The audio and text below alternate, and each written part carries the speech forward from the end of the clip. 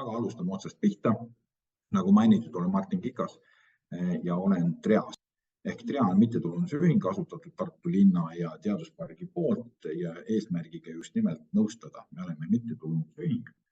Tänaseks on meie liikmeid samamoodi jätkuvalt 2 Tartu linna ja teaduspark. Ja meie eesmärk siis on jagada energiaalast teavet just energia lõpptarbijatele ja väikestele lõpptarbijatele. Ehk siis tavakodanikele, omavalitsustele, ettevõtetele, organisatsioonidele. Ja tegeleme siis moodsa energia asjadega, ehk siis ka taastuvenergia asjad, ka liikuvus tuleb sisse ja loomulikult siis ka sellised innovaatilisemad lahendused, kui energiatehususe renoveerimise vajalikkusest mitmel tasandil, ehk siis me vaatame mitme kandi pealt, miks meil on vaja renoveerida. Tõsi, nagu ma juba mainisin, meie fookus on tegelikult ikkagi eelkõige eluasemetel, aga need printsiibid või miksid, miks me seda teeme erinevate vaatenurkade poolt, tegelikult langevad kokku ju. Küll ma räägin rohkem ikkagi oma kodust või kui eluasemest ja kui ka tegelikult kinnisvarast. Nii, aga asume teele. Mis me renoveerime? Esiteks on täna vajadus selle järele, ehk siis hooned, mis on saanud juba teatud ea või mida on kasutatud juba päris pikalt või mis on teatud vanusega, vajavad aega putitamist või siis uuendamist või siis ka päris kapremonti. Vanades terminites väljenduda, siis tegelikult tänapäeval öeldakse rekkida, rekonstrueerida või restaureerida või renoveerida. Aga sõltuvad siis mida ja kuidas, aga igal juhul vajadus tekib igal hoonel mingil hetkel. Ja tänaseks on võimalus. See võimalus väljendubki tegelikult selles riiklikes toetusmeetmetes. Seda on nii eluasemetele, nii eramajadele, nii kortermajadele, kui siis ka tegelikult avaliku sektori teist laadi või teise kasutusotstarbega hoonetel, siis koolid, lasteaiad või siis ka kontorihooned. Ja teisipidi, sest alati on hoone juures, sealhulgas elamu juures, siis tegevusi, mida tuleb ära teha, sellepärast lihtsalt olukord nõuab, mida soovime ära teha, sellepärast et muutuks paremaks ja mida on otstarbekas või mõistlik ära teha, sest alati kõikidel tegevustel on kindlas ajas mingi maksumus või siis ka teatud otstarbekus. Lähme oma ettekandega edasi ja elaniku ootused elukeskkonnale, ehk siis me renoveerime tegelikult ju sellepärast, et oma elukeskkonda parandada, ükskõik millistel moel siis. Ja kuidas nüüd inimene nagu oma elukeskkonda defineerib või mida ta ootab elukeskkonnalt, kui ta hakkab kas korterit ostma või tal tekib vajadus renoveerida, igal juhul ta peab kuskil elama, see elukeskkond täidab mingit tema soove. Ja kindlasti üks nendest on hea ja vajaduspõhine sisekliima. Eks, alati on meil oma lootused sellele. Meil sobilik ruumilahendus, kui me räägime korterist või majast, palju tubasid, kus nad paiknevad, kuidas me nende vahel liigume, siis madalad kommunaalkulud loomulikult, toimivad tehnosüsteemid ja energiaga varustatus. Ehk siis täna me ilma energiat ei saa, olgu see siis soojus, elekter või muud kütused, aga need 2 energialiiki nii-öelda, lisaks võime ka vee panna siia, täna muidugi öeldakse, et ka internet on peaaegu vaatad inimõigused, aga igal juhul on need eluks vajalikud kriteeriumid. Ilus välimus, ligipääsetavuse kohta ma natukene hiljem ka räägin, täpsemalt võib-olla parkimine, puhke- ja mängualad, kui me räägime majade grupist juba või mingist linnakeskkonnast või siis ka mingist tihedamalt asustatud keskkonnast, siis on ka majade vaheline ala tegelikult mängib elukoha valikul või ka inimeste ootusel heale elukohale tegelikult mingit rolli. Kinnisvara väärtus, loomulikult, kes ei tahaks, et tema kinnisvara on väärt midagi või et tema kinnisvara muutuks väärtuslikumaks, kuigi selle väärtuse ta saab realiseerida alles siis, kui ta maha müüb. Nii paradoksaalne kui see pole, et tegelikult ega korteri ja maja väärtus ennem ei kogune pangaarvele, kui sa oled ta maha müünud, aga siis sa enam ei kasuta seda hoonet ju. ja asukoht, ehk siis osad kinnisvarahaid ütlevad, et kolm korda asukoht on kõige olulisem kriteerium, aga asukoha defineerib lisaks merevaatele või siis ilusale mägede vaatele või siis ilusale metsavaatele tegelikult ka miskid muud asjad. Ehk siis teenuste lähedus, turvalisus, energiaga varustus, kas kõik eks ju, torutraadid on ilusasti juurde tulevad ja nad ei katke.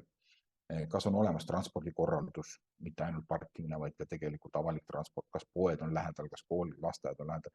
Kõik see tegelikult mängib nagu elukeskkonna valikul või kõik see räägib kaasa ja näitab ära inimese ootusi elukeskkonnal. Ja nüüd need punaseks värvitud, need on need väärtused või ootused, mida siis me renoveerimisega tegelikult saame muuta oluliselt paremaks. Ehk siis polegi nii vähe ju. Ja siit tegelikult tekibki üks vajadus, miks me tegelikult renoveerime, et just nimelt neid oma ootusi elukeskkonnale muuta endale sobilikumaks. Nii, ehk siis parandada maja tehnilist olukorda, me sellega pikendame maja eluiga, tagame väga hea sobiliku nõuetele vastava sisekliima ja vähendame sellega ka kommunaalkulusid, kui kõik hästi läheb. Kaasajastada välimust, eks ju, tagada ligipääsetuv kliimakindlus on tulemas tegelikult uue nõudena meie teadvusse ja loomulikult jätkusuutlikkus ja veel kord hoida või tõsta siis kinnisvara väärtust. Nüüd kliimakindluse koha pealt peab ütlema, et järjest rohkem need teemad tulevad nii teadvusse tellijatena või siis elanikena, kui ka siis tegelikult ikkagi need, kes siis vastavaid teenuseid pakuvad, on nad siis ehitajad, projekteerijad, et nad teavad tegelikult seda, et selles muutuvas kliimas me peame ka oma eluruumid, oma hooned muutma vastavaks siis nendele uuele olukorrale või uutele tingimustele, mis siis aknadega hakkavad avalduma. Ja siit tulebki üks selline huvitav teemavaldkond nagu kliimakindlus, aga teisipidi ka tegelikult kliimamõju. Ehk kliimamõju siis kahte moodi me ikkagi sellest hästi suurest luust hindame, ehk siis kuidas meie mõjutame kliimat, ehk siis kui palju siis me paiskame emiteerime erinevaid gaase või siis avaldame survet keskkonnale ja teine asi juba muutunud kliima, kuidas see avaldab mõju siis meie elukeskkonnale, eks ju, tagasi. Ehk siis siin on siis ära toodud ületarbimise päev ja tavaliselt ma loengutel seda küsin, aga Eestis oli siis eelmisel aastal, 2023. aastal oli see siis 14. märts, ehk siis alates 15. märtsist me elame tegelikult tuleviku arvelt või elame võlgu juba. Ja tänamoodi 6 aasta me oleme selle mitu aastat ressurssi juba eelmise aastaga ära kasutanud ja eks me näe, kuidas siis sellel aastal, kuhu see kuupäev siis maandub, et me ammendume ära kogu aasta Eestile nii-öelda arvestusliku Eesti elanike vajadusi katvaks ressursi, kui kiiresti me selle ära tarbime, ehk siis 14. märts, nagu ma ütlesin, eelmisel aastal oli see päev. Nii, ja Kliimaministeeriumi kodulehekülje pealt on leitavad siis Eesti Kliima 2010 raporti visuaalid või siis visuaalsed tulemid ja see näitab väga selgelt, et tegelikult muutuvas kliimas või juba muutunud kliimas me peame olema rohkem valmis, kui me olime seda piltlikult öeldes eile. Ehk siis siin on väga paljud nüansid, mis meie elu igast erinevatest aspektidest puudutavad, muuhulgas siis ka avaldavad teatud mõju hoonetele või nõuetele hoonete kohta, eks me peaksime olema valmis teatud keskkonnamuutusteks, mis on juba toimunud ja seetõttu selline kliimakindlus või siis kliimamuutustega kohanemiseks tegelikult on ka meil hoonete renoveerimise vajadus tõusnud. Noh, päris sellepärast muidugi üksinda ei ole mõtet nagu hakata ilmselt hoonet renoveerima, kui see ei ole väga drastiline tuul katust ei ole ära viinud. Nii, aga lisaks on siis veel nüüd eluhoonete kohal juures tulnud täiendavaks nõudeks Euroopa Bauhaus põhimõte, mis siis defineerib ära nagu 4 punktis tegelikult hoone vastavuse või nõuded hoonele. Ehk siis üks ongi oluline aspekt on ligipääsetavus, mis tähendab seda, et me peame pääsema oma koju võimalikult lihtsasti, kui me oleme ka liikumisse liikumispuudega või liikumisraskusel. Samas mitte samas, teiselt poolt tähendab see ka seda tegelikult, et meil peab olema tagatud ligipääsetavus tehnosüsteemidele juhul, kui tekivad avariid. Ehk siis eriti see avaldub, eks ju, kui me vaatame kortermaade keldrites, kus seal on kola ees, kui on avarii, siis kas ei leita võtit vahepeal, otsitakse seda pikalt taga või on kastid ees või on kuidagi kinni lausa müüritud ka tegelikult meil endi korterites on teatud torustikud ja nendel ligipääsud takistatud.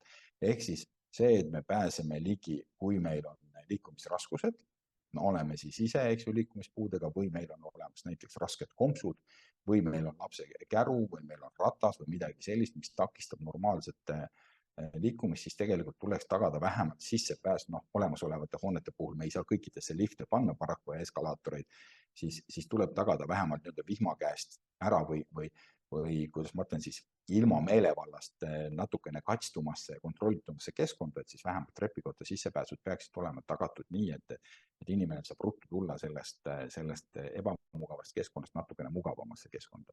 Ja teiselt poolt siis, et meil oleks tagatud avarii olukorral kiire ligipääs tehnosüsteemidele, et me saaksime selle avarii olukorra võimalikult kiiresti peatada ja siis juba asuda, eks ju, remontima ja likvideerima seda situatsiooni. Teine on taskukohasus. Kuskil on alati meie soovide nimekiri, mis võib olla otsatu ja teiselt poolt on alati olemas asjad või ka ütleme sellised ratsionaalsuse iva teatud tegevuste juures, ehk siis mõned asjad või tegevused peaksid olema siis ka läbi hinnatud sellise, et nad on taskukohased. Olgu siin siis öeldud, et täna me, kui vaatame energiatõhususe miinimumnõudeid, siis C-klassi eluhoonete puhul on kulu optimaalseks nii-öelda arvutatud ja siis paigaldatud nii, et kui me saavutame C-klassi, siis see on kulu optimaalne lahendus, kus on siis nii sisekliima, ehitustööde maksumus, mugavusaste, kui ka siis energiatõhusus ja siis nende maksumus on leidnud mingisuguse sellise ütleme kokkulepitud optimumi.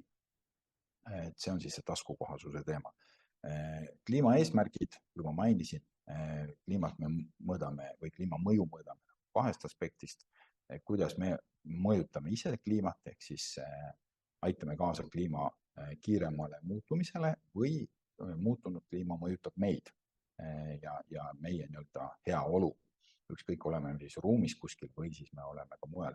Bauhaus põhimõte vaatab siis ruumi siseselt seda. Ja esteetika. Asi peab näima ilus ja meeldima ka.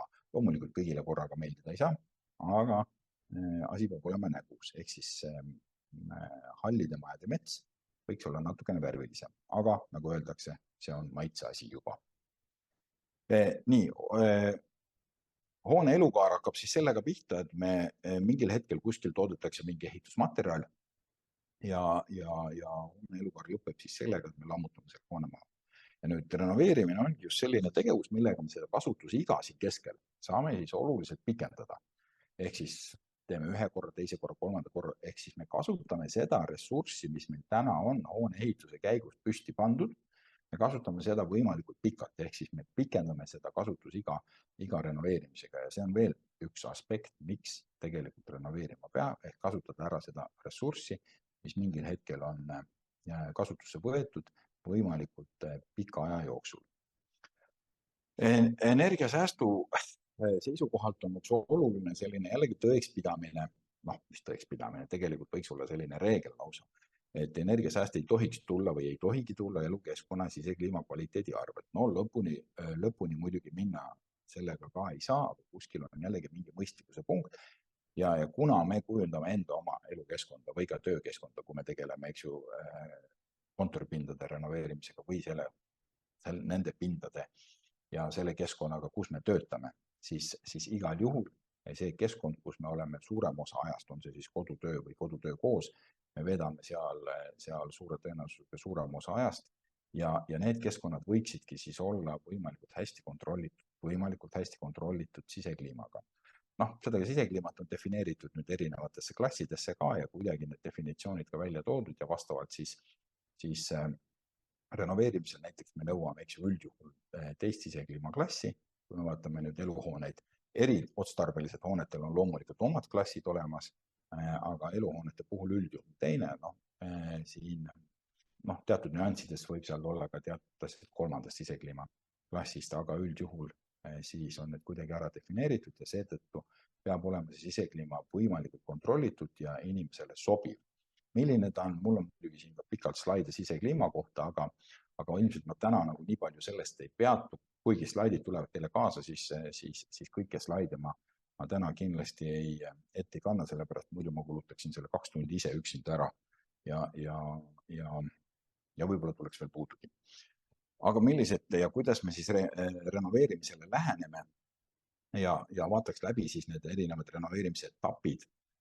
Järjekord võib muidugi erineda, küll aga mõistlik on, et me kõigepealt teeme ära need asjad, mis mõjutavad nagu meie heaolu eelkõige. Ja siis ehk siis esimese asjana tegelikult võiks üle vaadata maja konstruktsioonide olukorra. Me räägime täna nüüd renoveerimist, mitte uue ehitamisest, eks ju, et maja konstruktsioonide rekonstrueerimine ja see nende olukorra hindamine ja vastavalt sellele siis ka toimetamine, et maja eluiga saaks pikendatud maja iga ja maja seisaks püsti nii-öelda ja teedaks oma funktsiooni. Küttesüsteemi rekonstrueerimine, üldjuhul 2-turusüsteemiks tegelikult siin ei pea olema, aga võib 2-turusüsteemi rekimine uuesti, ehk siis küttesüsteemi rekonstrueerimine annab meile tegelikult oluliselt parema energiatarbimise, ühtlasema jagunemise ja toob kaasa energiasäästu.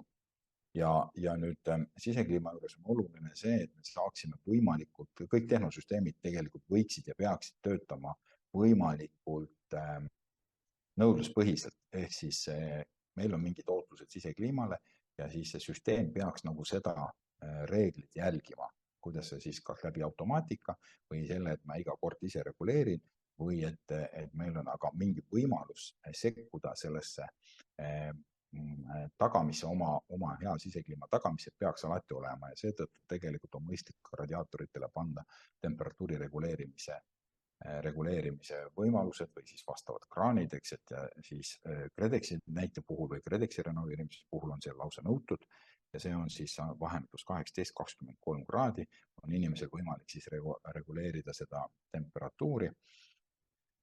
See peaks täitma 85% juhtudel tegelikult sobivuse inimestele.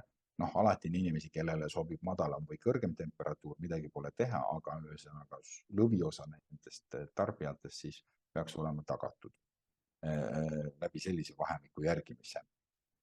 Soojustagastус ja mehaaniline just ventilatsioon, ehk siis meil on tegelikult sunnitud ventilatsioon, me tõmbame musta õhu välja, laseme värske õhu sisse, see tegelikult peaks olema tagatud, sest kui me maja ära soojustame ja tihtipeale me tegelikult suure hurraaga asusime kohe esimese asjana aknaid vahetama ja siis koos aknade vahetusega me tegelikult nüüd kortermajades eelkõige, aga ka eramajades tegelikult oleme ventilatsiooni nii-öelda režiimi natukene sassi, ehk siis vanasti oli arvestatud sellega, et maja käib rohkem läbi või ma ei tea, mõndele meeldib öelda maja hing, kuigi hingamine on natukene teine mõiste ja seda võib ka tegelikult mõista mitmeti, aga maja käis läbi ja see ventilatsioon oligi tagatud niiviisi. Täna, kui me aknad oleme ära vahetanud, me juba oleme löönud selle süsteemi sassi ja nüüd, kui me veel soojustame ja soojustamise mõte on, et me paneme kinni õhulekked, ma sellest ka hiljem räägin, siis tegelikult me peame andma majale võimaluse siis tuua ruumidesse värsket õhku ja viia siis musta õhku, visata välja, ehk siis mehaaniline ventilatsioon tagabki selle sunnitud õhuvahetuse ja soojustagastус on see siis, mis muudab ta efektiivseks energiakasutuse mõistes, ehk siis me toome suurema osa soojusest tagasi. Ja sellega siis paraneb õhu kvaliteet ja me suudame siis osa soojusest, mitte sellest vanast õhust, osa soojusest ka siis tagasi tuua. Ja üldiselt põhimõtted on, et õhuvahetuskordaja võiks olla selline 2 tunni jooksul ruumi õhk vahetub ehk pool korda tunnis ja ikkagi põhimõttel, et värske siis tuleb ikkagi elu- või tööruumidesse ja välja läheb ta mustadest ruumidest läbi tualeti, köögi või siis vannitoa. Ja soojatagastus võiks olla efektiivne, ehk siis vähemalt 80%, sellised võiksid need elementaarsed nõuded olla. Ja nüüd me jõuamegi järgmise tegevuseni, maja välispiiride soojustamine, sealhulgas akende vahetus, ehk siis selle mõte on tegelikult muuta maja võimalikult soojuslekkeks, ehk siis soojuslekete kinnipanemine tähendab ka seda, et õhutihedaks, et me muudame maja õhutihedaks. See tähendab, et kui me muudame õhutihedaks, paneme ventilatsioonisüsteemi, siis me tegelikult hea asi nende kahe kombol on see, et me saame kontrolli all hoida kõiki õhuvoolusid. Ehk siis, kui meil maja oli hõre ja nii-öelda maja hingas, siis me tegelikult ei tea, kui palju ja kust meil õhku välja läheb ja sisse tuleb. Ja milline õhk. Kui me nii-öelda tekitame kaks toru, üks viib välja, teine toob sisse ja ülejäänud paneme kinni, siis on see meie kontrolli all. Me saame täpselt kontrollida nii voolu hulkasid kui ka õhupuhtust, mis sisse tuleb. Ehk et me suudame rohkem kontrollida seda sisekliimat tegelikult, mis meie jaoks on hea. See on selline nagu mõte selle asja juures, et me suudaksime enda jaoks sobiva elukeskkonna tekitada. Veel kord, elukeskkond on ju tegelikult see, mida me tahame saavutada. Ja õhutiheduse suurendamisega me tegelikult tekib vajadus kohe ventilatsiooni järele, mis tähendab seda tegelikult, et me ei saa teha seda tegevust üksinda. Täna on nii tehtud väga paljudes majades, et kasukas on ümber pandud või otsad on soojustatud. Jah, teatud kohas lokaalselt aitab, et mingisuguse nurga või otsa korteri muudab soojemaks. Ja kui sealt siis, eks ju, fassaadiseinad, nii tagumine kui esimene fassaad sealt ei ole või külgmajal ei ole õhutihedaks muudetud, siis õhuvahetus seal siiski on ja teatud efekt tal on, aga nagu me majale kasuka selga paneme piltlikult öeldes, nii meil on vaja ventilatsiooni järel. Seetõttu on mõistlikum ennem tehnosüsteemid korda teha, ehk siis kõige esimeste sammudena ära teha korralik küttesüsteem, korralik ventilatsioonisüsteem ja seejärel minna soojustamise kallale, kui me räägime üksikutest, aga eks me sinna ka kunagi jõuame ja vaatame, millised asjad on otstarbekamad ja kõik sõltub natukene olukorrast. Küll aga seda tuleb meeles pidada, et sisekliimat tekitatakse 3 nii-öelda renoveerimise samba, olulise samba koosmõjul, ehk siis maja soojustamine, küttesüsteem, ventilatsioonisüsteem. Siis me saame sisekliima kontrolli alla, me saame nii-öelda asuda tagama endale soovitud elukeskkonda. Okei, värvilahendused võivad ka olla, aga see on juba korterisisene inimese maitse küsimus. Küll aga tervislikkuse mõttes ja heaolu mõttes on oluline just nende 3 kombo ja üks ilma teistest tegelikult ei taga. Ja hea sisekliima tegelikult ja värske õhk, hea sisekliima sees värske õhk tuleb ikkagi ainult läbi ventilatsiooni. Kütte ja energiakulu me saame hoone kütteks just, eelkõige saame me kontrollida läbi korraliku küttesüsteemi ja õhulekkeid või siis soojuslekkeid me saame kontrollida siis läbi korraliku soojustamise, ehk siis 3 koosmõjuga me tegelikult saavutame sellise kontrollitud keskkonna, kus me saame siis tagada endale soovitud tulemust või vähemalt sinnapoole liikuda. Jah, nagu ma just ütlesin, natukene sisekliimast, aga ma arvan, et võib-olla nende juures me ei peatu. Siin on üks näide Smart & City projektist, nutikodu lahendusest, mis on siis igas korteris ja mida nad saavad siis reguleerida, aga neid on lahendusi turul mitmeid ja täna see ei ole mingisugune müstika ega mingisugune suur innovatsioon, et me tegelikult saame lasta. Pigem on see, et me suudaksime nagu mõttemaailma ja oma arvamust natukene muuta ses osas, et tegelikult heaolu on see, mille poole me pürgime. Heaolu ei väljendu ainult heas palgas. Lisaks on rekonstrueerimiste juures tavaliselt ka taastuvenergia pool ja siis selle kasutamine, eelkõige selle võimalikult efektiivne ja nii-öelda omakasupüüdlik ärakasutamine, ehk siis päikeseelektrijaama, energia salvestamine, energia ühisost. Need on sellised kokkukäivad asjad ja jällegi energia ühisost, energia salvestamine ilma päiksejaamata ei toimi. Päiksejaam ilma salvestamist energia ühisostuga ei anna ka seda efekti välja, ehk siis tegelikult jällegi me peaksime nagu leidma nii ühisostu kui salvestamise juurde või päiksejaama juurde alati kas siis energia salvestamise võimalus, ehk siis me suudame ajas nihutada tarbimist sinna, kus on see vajalik või siis kokku võrku salvestatud energiat kasutada pikema aja jooksul, kui see energia peaks olema näiteks odavam, kui ta tuleb võrgust, näiteks rahalises vääringus, või ta on rohelisem ja kui me eelistame näiteks rohelist mõttemaailma, ta on rohelisem, kui seda tuleb võrgust. Või siis energia ühisost, mis annab nagu võimaluse siis online'is või siis sellel energia tootmise hetkel, kui päiksejaam toodab, tegelikult tarbida võimalikult suurema koguse energiat katuselt ja vähem siis osta võrgust juurde, ehk siis see on tegelikult selle majanduslik hoob, kuidas päiksejaama tasuvust parandada, aga see pole eesmärk, vaid kuidas odavamalt endale elektrit saada, kui päikeseelektrijaama elekter on odavam, kui võrgust tuleb. See on ka tegelikult turutingimustes, võiks olla ka teisipidi. Elektrisüsteemi rekk, see on väga selge asi, et kui miskit on vana ja miskit ei toimi, siis tuleb ta korda teha. Ehk siis tegelikult see tagab meile varustuskindluse, ehk siis väheneb rikete arv. Nii suures võrgus kui väikses, suurt võrku me ei renoveeri maja, siis võrku küll. Ehk siis see tuleb üle vaadata. Vee- ja kanalisatsioonisüsteemi rekkiga on täpselt sama lugu, et väheneb rikete arv, ehk siis meie see elukeskkond muutub selle võrra mugavamaks, et me ei pea ju mõtlema nende asjade peale. Siin on üks väike lihtne püramiidikene tehtud, kui suur on siis mõju teatud tegevuste juures ja kui suur on ta mõju, ehk siis kõige suurema mõju ilmselt energia tarbimise mõistes annab soojuskadude vähendamine, ehk siis kadudeta küttesüsteem, soojustagastus ja piirete soojustamine, nagu mainisin, need 3 asja koos, et me ei saa ainult vaadata kasukad üksinda. Siis elektrienergia tõhus kasutamine, ehk siis me tegelikult vaatame, kas vaja ajatada, kas leida mingisugune salvestusviis, ehk siis me tõhustame seda elektrienergia kasutust või jätta üldse kasutamata täna. Ehk siis see on ka tegelikult alati võimalus. Ja tasuta energiate kasutamine tähendab seda, et me saame nii-öelda päikeseenergiat võimalikult maksimaalselt ära kasutada, päike, tuul ja võib-olla ka natukene hüdroenergia tegelikult ja maasoojus võib-olla need, kus kütuse eest me ju ei pea maksma, vaid me maksame ainult nii muundamise kui kohale toimetamise eest. Ehk siis see on see tasuta energia nii-öelda, tasuta võiks muidugi tegelikult jutumärkida.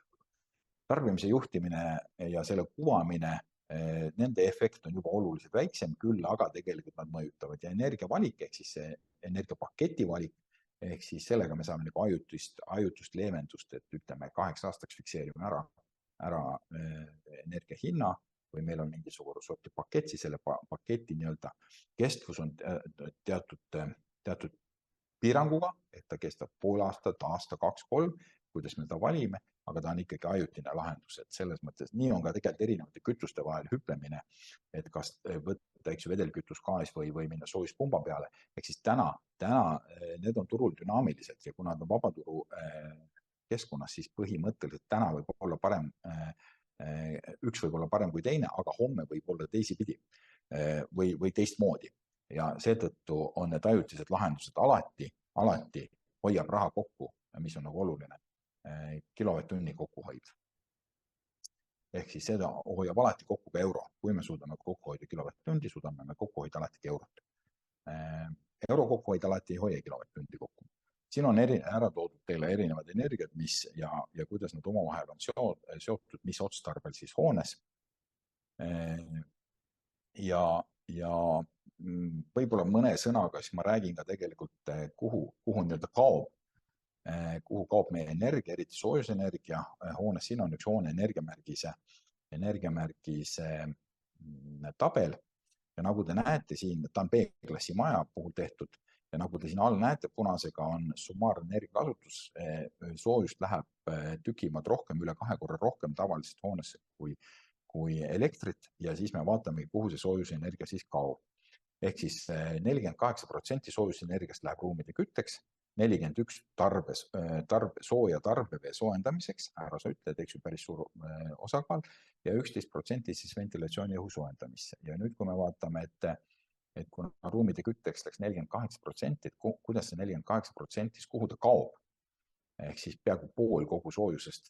Vaatamata sellele, et tegemist on B-klassi majaga, siis 69% sellest soojusest läheb läbi tegelikult piirdetarindite ikkagi, kuigi maja on soojustatud. Need U-arvud kui see midagi ütleb tegelikult, siis need on piisavalt okeid, aga mitte nii piisavad ja me ei saa ikka 100% kogu soojust kinni hoida, selle soojus ikkagi läbi materjalide ikkagi tungib ja rahalises ehk siis rahalises mõttes ei ole meil mõistlik ehitada täiesti soojuskadudeta hoonet, sellepärast et see oleks lihtsalt üsna kallis. Siis läbi joon- ja punktsoojusläbivuste, ehk siis need on kõik need erinevad piirid, lagisein, akende, uste piirid, läbi nende tegelikult kaob siis 18% soojusest jätkuvalt ära ja siis õhuleke arv ehk siis õhutihedus tervikuna tegelikult on siis 13%, mis siis läbi õhu leketest ikkagi ka renoveeritud majas ära kaob. See protsentuaalne jaotus on sama, aga lihtsalt kogused on erinevad, eks ju, et renoveeritud majal on need kogused 2 või 3 korda suuremad soojuse puhul, sellepärast et läbi renoveerimisega me suudame saavutada ikkagi 60-70% soojusenergia kokkuhoidu, ehk siis tegelikult see tulem võib olla isegi 1/3 sellest, mis meil oli enne. Aga kadu on olemas ja kaob täpselt nii ka on. Siin on ära toodud niisugune näidis ligi nullenergia või passiivmaja skeemi juures, kui millistele nõuetele peaks siis teatud sõlmed vastama, et saavutada siis väga-väga madala energiatarbega hoone.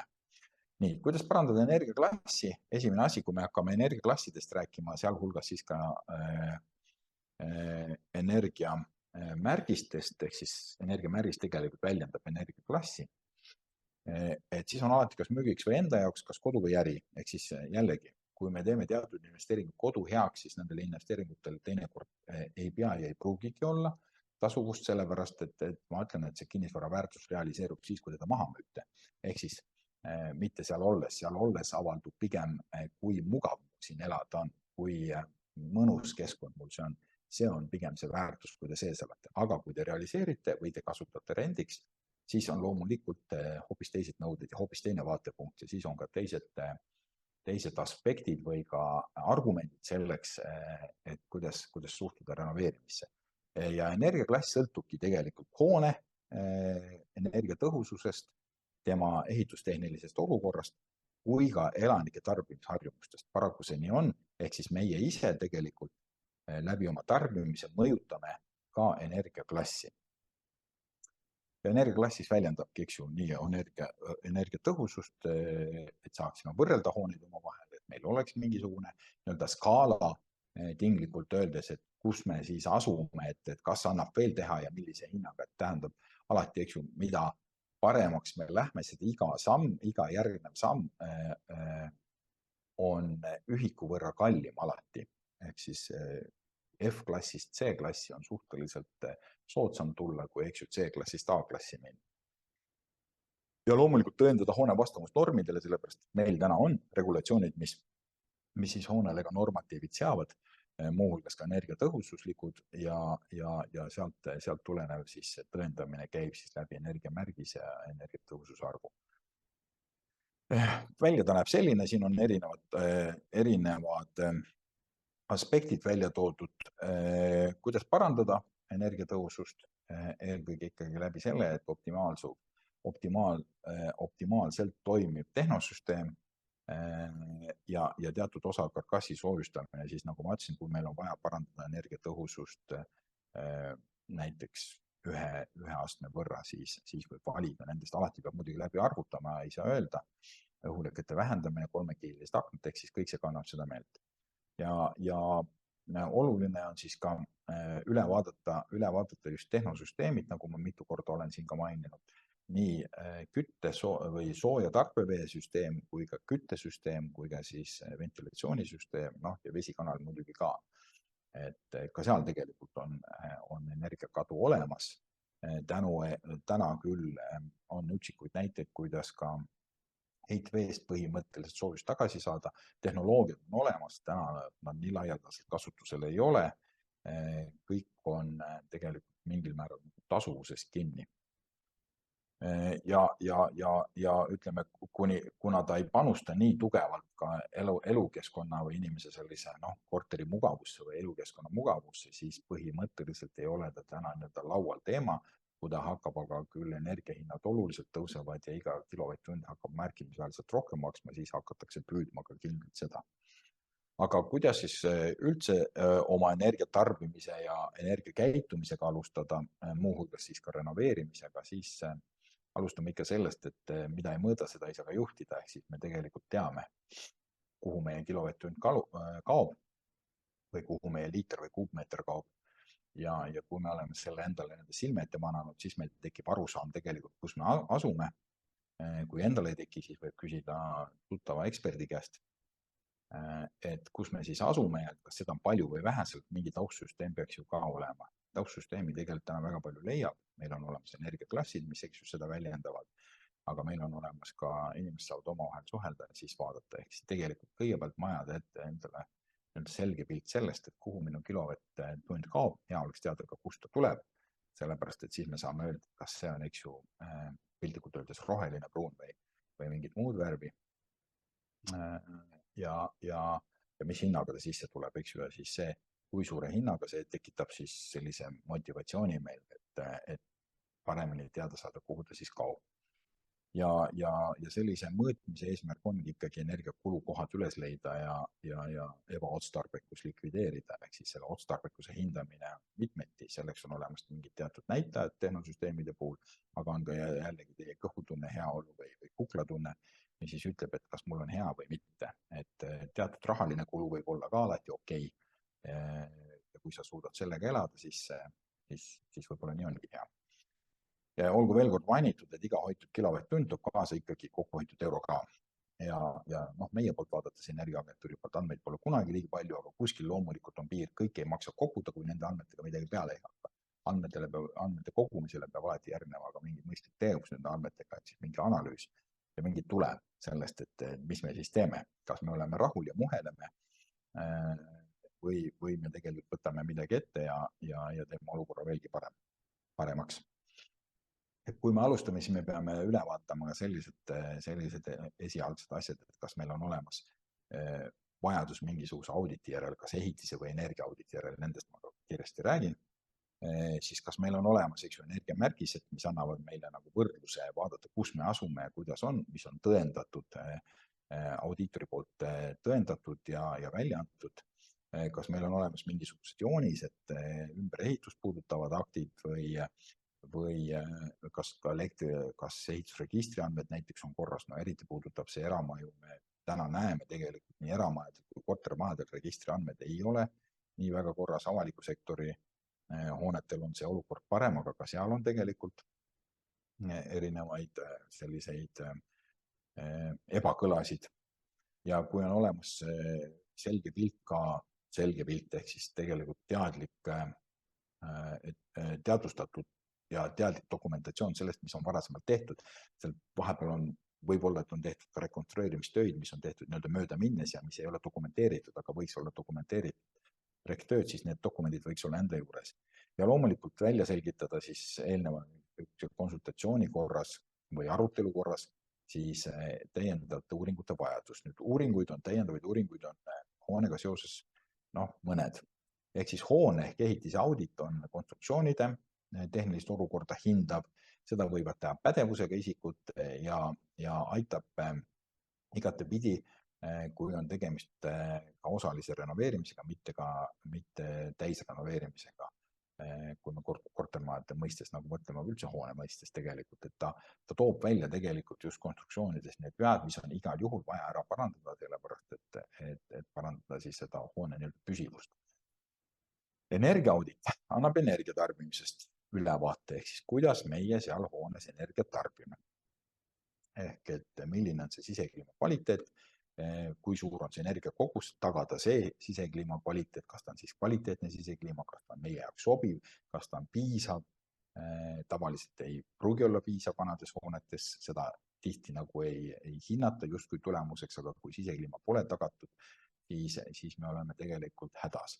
ja selleks, et see sisekliimat tagada, tegelikult on vaja teha väga palju võib-olla töid, mis maksavad raha ja seda nagu ei taheta kuidagi nagu arvestada, et ahaa, kõigepealt tulekski hea sisekliima ära tagada ja siis hakata vaatama, kuidas sealt saaks nii-öelda nagu kokku hoida.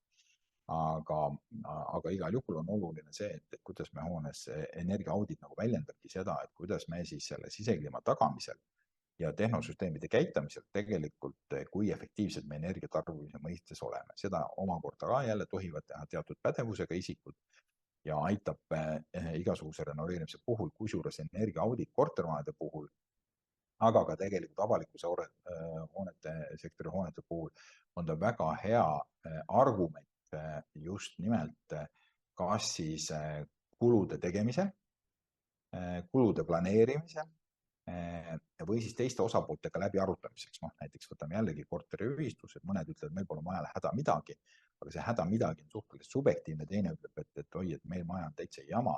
See jama ei ole ka mingisugune väga selge väljend. Ehk siis energiaaudit ja tehniline audit, nad annavad tegelikult väga tugevad argumendid, et midagi on korrast ära, mis on korrast ära ja kuidas saab ta teha paremaks. Nüüd energiamärgis on selline lihtne energia tarbimise hindamise dokument, mis näitab ära, kuidas seda energiat hoones kasutatakse konkreetsete isikute puhul, sellepärast kui isikud muutuvad, võib ka märgis muutuda ja seda võivad ka väljendada siis pädevusega isikud. Ja termograafia on üks viis kaardistada või pildistada või tähendada üles tegelikult energialekkekohad. Kui me vaatame siis soojuslekket väljastpoolt nähes, me näeme ära soojuslekked ja kui me seestpoolt vaatame, me näeme ära külmasillad, ehk siis kus on see, kuhu meie energia kaob ja leiame need kohad nii-öelda üles. Termograafia võib olla energiaauditi osa, aga ta võib olla ka eraldiseisev uuring või siis ka või tegevus ja alati on oluline teha seda.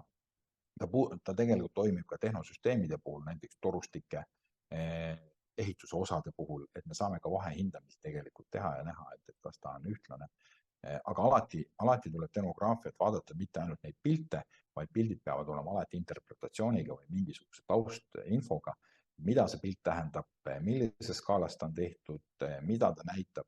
Ehk siis selline selgitus peab alati piltide juures või dokumendis olema, et ainult pildid tegelikult ära ei näita. Nii, siin on mõned näited termograafiast, eks ju, kui me vaatame väljastpoolt, me näeme siniseid laike siin üleval nurgas oleva foto peal, et seal on siis, kuskil on soemad kohad, heledamad laigud, sinised laigud on siis jahedamad kohad. Ja kui me seestpoolt vaatame, siis on väga selgelt näha, eks ju, ukse nurgad on natukene kehvakesed, et sealt on siis külma sissepääsu olemas. Nii, siin on mõned tulemused sellest, et mida me soovime, milline võiks näha meie kodu ja meie eluase, loomulikult mitte ainult eluase kodu, vaid ka tegelikult rendipind või siis ütleme siis äripind. Aga mõned näited SmartNet majadest. Ja kui me nüüd vaatame sellist graafikul, kui palju maksab mingis faasis otsuste tegemine ja protsessi mõjutamine, või ehitusprojekti mõjutamine, siis põhimõtteliselt on näha, et mida varasemas faasis, seda odavam on teha muudatusi ja teha erinevaid ettepanekuid. Ehk siis sellega on nagu oluline rõhutada see eeltöö, läbimõtlemine, mis ma tahan saavutada, defineerida ära, millisena ma näen seda kodu, oma kas kodu või töökeskkonda, või siis, kui ma teen ka ärihoonet või koolihoonet, et milline ta peab olema, võimalikult selgeks mõelda, mida me tahame saavutada ja siis selle järgi siis juba minna edasi projekteerima ja ehitama. Ehituse või viimistluse faasis on tegelikult väga raske muudatusi teha, need ei ole võimatud, aga need maksavad palju ja teinekord need ei tahetagi teha, sellepärast et ehitaja ütles, kus sa varem olid. Et see tähendab lihtsalt seda, et väga oluline on just nimelt kavandamise protsess, et nii eskiis, nii lähteülesanne tegelikult projekteerimisele kui ka siis kavandamine, kokkuleppimine, et ka siin on osapoolte vahelised kokkulepped olulised, eks ju, kõik, kes seal on. Siin on mõned näited toodud erinevatest pilte, siin on mahtude suurendamine, EKA tudengid on toonud kortermajadele sihukese nii horisontaalmahtude lisamise kui ka vertikaalsuunas mahtude lisamise, et erinevad sellised mõtted. Nii, sellega mina tänaseks lõpetan ja annan sõna edasi siis juba Kallele. Siis sellest, et millised on renoveerimise kogemused meil ja mujal, sest et me siin oleme aastate jooksul osalenud mitmetes programmides, kus on igasuguseid renoveerimise külgi vaadeldud ja vaadatud ja on meid mööda ehitusplatsi ringi veetud ja mõnedes tervetes majades oleme ka käinud. Ma siin nüüd teist aastakümmet juba alustan kõiki oma jutte sellega, et tuletan meelde. Mitte hooned ei kuluta energiat, vaid inimesed kulutavad. Et ühtegi niisugust hoonet ei ole, mis tahaks kangesti energiat kulutada ja millegipärast me räägime küll valesti, sellepärast, et me räägime hoonete energiakulust. Aga me peaksime rääkima pikalt, ütlema, et inimeste vajadustega seotud energiakulu hoonetes. Aga kes see viitsib? Igal juhul see sõltub kõik meist, kui palju hooned energiat kulutavad nii-öelda. Nii, asja juurde. Mõned sellised momendid siis, mida jätkuvalt kordan üle, mis Martin juba rääkis, aga mõnede teiste nurkade alt võib-olla. Miks renoveerima peaks? Eestis on kõige olulisem põhjus see, et kõik teised renoveerivad. See on nagu korduvalt tõestatud ja praktikas kontrollitud. Mul on väga hea näide selle kohta, et Eesti esimene kompleksselt renoveeritud maja oli Elvas Tartu maantee 27C.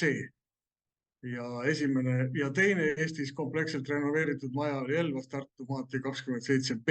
Nii et see, et naaber midagi teeb, see on kõige suurem stiimul, kuidas inimesed liigutama hakkavad. Teiseks muidugi see, et küttekulu on liiga suur. Iseenesest mõista, eriti siis, kui kütus kalliks läheb, siis on vaja seda vähendama hakata. Ja kolmas ka tõenäoliselt selline puhtiimlik meetod on see, et KredEx annab raha, et tuleks sellest kasu lõigata ja maja ära remontida kähku enne, kui raha otsa saab. Ja kui maja on vaja niikuinii korda teha, siis hea oleks seda ühtlasi soojustada ka, mille peale siis KredEx meid suunab. Ja lõpuks on sellised motiivid, et miks soojustada, et Euroopa nõudmised kohustavad ja ega nad siis niisama, nad nagu natuke hoolitsevad meie eest ja natuke loodavad, et äkki energiakandjaid ehk jagub kauemaks, kui neid vähem korraga kulutada. Ja lõpuks muidugi see, mis tegelikult kõige tähtsam on, et päästaks meie tsivilisatsiooni siis. Jah. Nagu siin ka Martin ütles juba, siis energiakadu hoonetest on ventilatsiooni, õhulekete, kanalisatsiooni ja välispiirete kaudu. Kanalisatsiooni kaudu on siis see soe vesi, mis me kulutame. Ma pean kohe ära ütlema, et minu sügav seisukoht ja välja kujunenud seisukoht on see, et seda energiakulu hoonest ei tohiks lugeda energiamärgise ja energiatõhususe sisse, mida me arvutame siin A, B ja C ja nii edasi, sellepärast, et selle energiamärgise võiks anda inimesele, et kui palju ta kanalisatsioonist sooja vett alla laseb.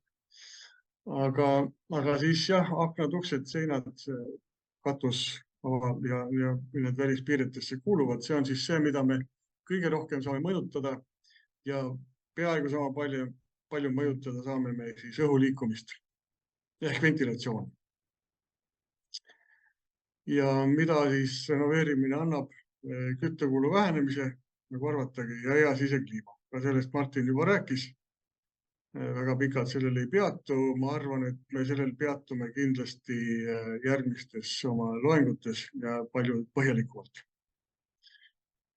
Mida KredExi abiga annab renoveerimine veel, et torustikud ja elektrikaabelduse saab ka soodsa hinnaga korda teha, seepärast, et need lähevad ka praegu juba kõik toetuse alla. Nad esimestes voorudes, esimestes meetmetes ei läinud torustikud ja kaabeldused. Praegu juba lähevad ja praegu läheb peaaegu kõik juba, ainult üksikud asjad ei lähe. Ja välisseinte ilmakindluse taastamine. See tähendab seda, See tegelikult tähendab seda, et me peatame betooni korrosiooni kõige esimene asi, mis meelde tuleb, aga sellest pigem mitte praegu. Siis see on üks selline graafik, mida ma kasutan siin ka aastate kaupa juba.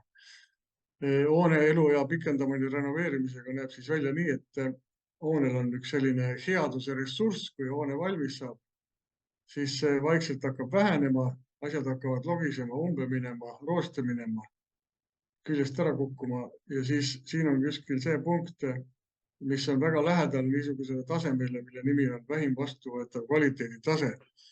Et kui üldse enam ei saa ja üldse enam ei taha, et siis tuleb midagi ette võtta. Või kui ikkagi laguneb nii kiiresti, et ei jõua enam ühekaupa remontida, siis tuleb teha täisrenoveerimine.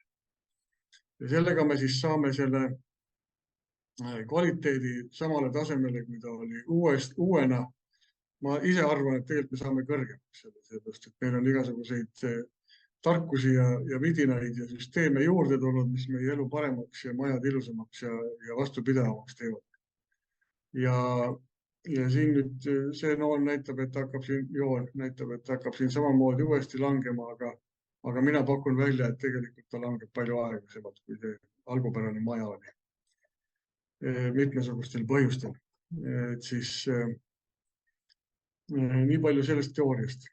Muidugi, kui me nüüd hakkame siin tegema selliseid remonte, et vaatame, et midagi võiks ju teha, siis teeme siit sellise jupikese, siis teeme veel jupikese ja jupikese, siis me nagu jäämegi neid jupikesi tegema sinna.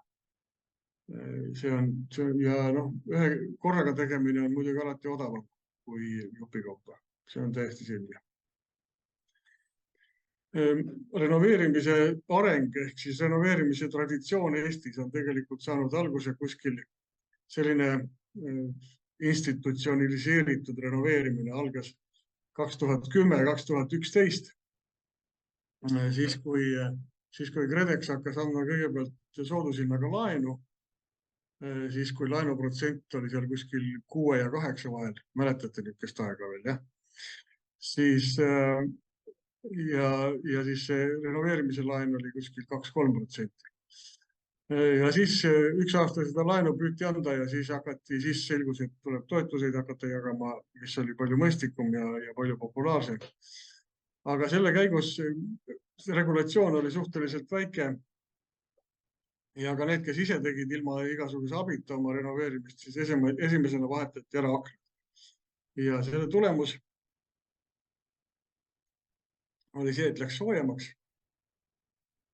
Aga ühtlasi siis, kuna vanad majad, mis ehitati vahemikus 61–91, nendel oli normidesse sisse kirjutatud, et õhuvahetus toimub avatäidete ebatiheduste kaudu, siis need avatäited tehti kõvasti tihedamaks, kui nad enne olid. Ja õhk ei vahetunud ja hakkas tekkima kondensiallitus.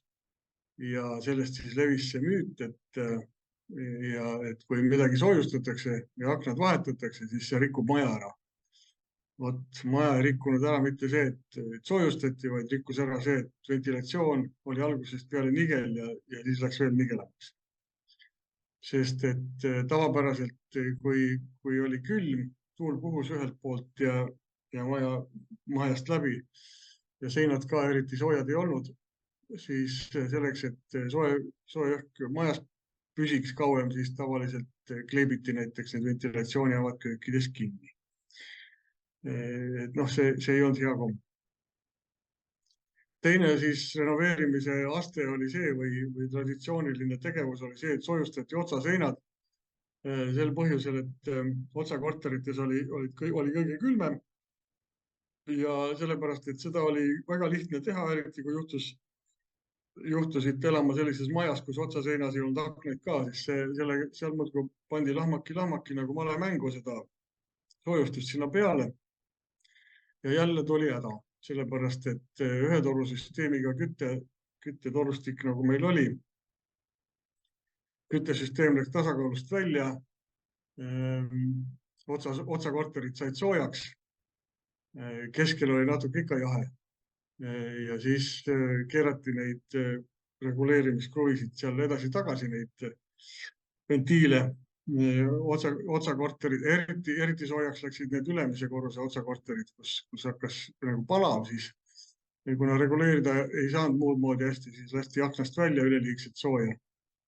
Ja siis selgus ka, et maja soojustamine tegelikult hoopiski suurendab küttekulu. Noh, sellest jah, siin akende vahetusest.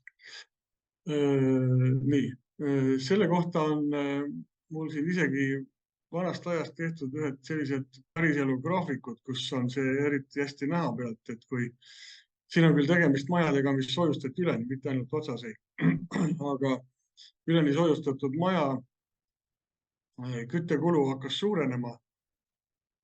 Esimese paari aasta jooksul oli ta kõrgem, kui ta enne renoveerimist või enne soojustamist oli. Just sel lihtsal põhjusel, et kuna neid reguleerida ei saanud tubade kaupa ja ainus reguleerimise viis oli see, et lasti aknast soe välja. Ja põhimõtteliselt siis sama efekt toimus ka siis, kui näiteks maja kööti gaasikattaga ja vahetati katel võimsama vastu, sellepärast et külm oli, et ei jaksanud küttena. Siis oli ka küttekulu hakkas kiiresti tõusma, sellepärast et sai juurde keerata. Noh, nii need kogemused omandati ja sellest need KredExi reeglid ongi tulnud üksteist kogemustest. Nüüd selliste elulisemate kogemuste juurde, kus on ka ehitatud samalaadseid maju kui meil. Siis kõige lähem selline minu meelest kõige ilmekam on Rootsi, kes 65. aastal eelmisel sajandil alustasid omal niisugust asja, mille nimi oli miljoniprogramm. Ehk see oli siis sellest tingitud, et tööstus ilmselt arenes ja põllumajandus mehhaniseeriti, rahvas tuli maalt linna ja neid ei olnud siis kuskile majutada. Igavene korteri puudus oli ja siis nad leidsid, et nad peaksid ehitama 1 miljon üürikorterit, mida riik toetas siis 6% krediidiga, soodsa krediidiga. Majad olid enam-vähem sarnased meie nendele majadele, mis on ehitatud nendest gaasbetoonplokkidest. Nende soojustust oli seal 10 sentimeetrit ja see andis arvuks umbes 0,5–1 ehk siis meie šohkad on kuskil seal 0,9.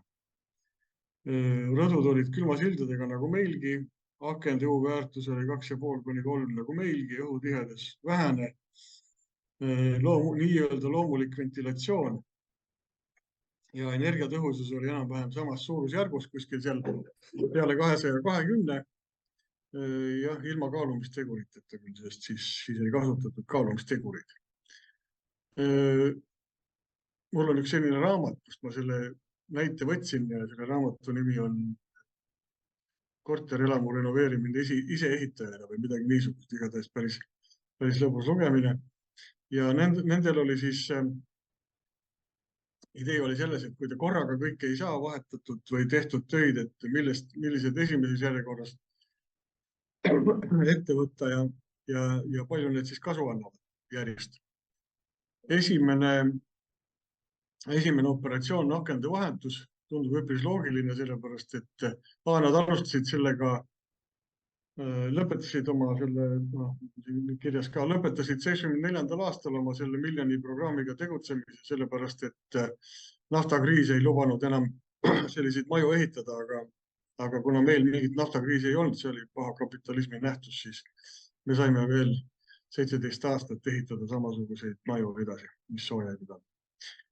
Siin on nüüd, kõrval on siin jookseb tabel, kus on näha algseis, kui palju kuskilt energiat kulus ja kui palju teda siis pärast vähemaks jäi pärast iga meetme tegemist seal. Akende vahetus oli esimene asi, pandi siis tihedamad aknad, võib-olla ka kolmekordsed, kuigi ma natuke kahtlen. Aga et nüüd sel ajal kolmekordseid oli, aga võis ka olla. Igal juhul siin on näha, et küttekulu langes märkimisväärselt. Aga nagu ka meil, nii ka nendel, siis kui aknad said väga tihedad, siis selgus, et ventilatsioon on vaja järgmiseks järele aidata. Ja ventilatsioon sooja tagastusega. Nende eesmärk oli siis see, et tagatakse õhuvahetus.